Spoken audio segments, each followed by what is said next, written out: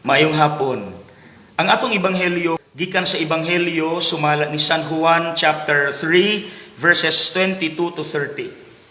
Sa wala pa mailado si Jesus, si John the Baptist sikat na. Sigig pangutana ang mga tao, ikaw ba ang Mesiyas?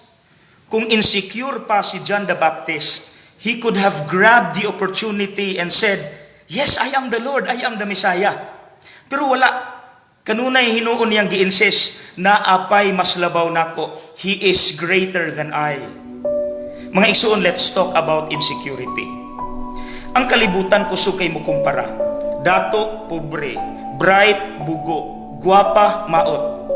Mauna nga kung magpadala ta, ma-insecure gyud ta, ilabi na kung wala pud ta kapasar sa maong standards. Mauna ang tendency sa uban, mahimong materialistic, tigom-tigom, dili ra ba pud masatisfy bisag dato na kaayo. Sa pikas extreme pod, ang uban mag self-pity, mo nang kusog kay mo kumpara, may pasalaingon ani, may pasalaingon ani. No. Dili ka mulambuan na, dili ka ganahan maning kamot. You know your worth. Sus kung kaila pa lang ka kung kinsa ka. Sama unta ni Juan, kanabang I am who I am and I am happy with who I am and what I am. Mo nang mga igsuon, this is the challenge.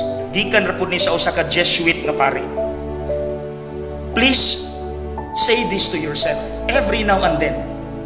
I am called, I am chosen, I am loved, I am important, I am precious, I am special in the eyes of God.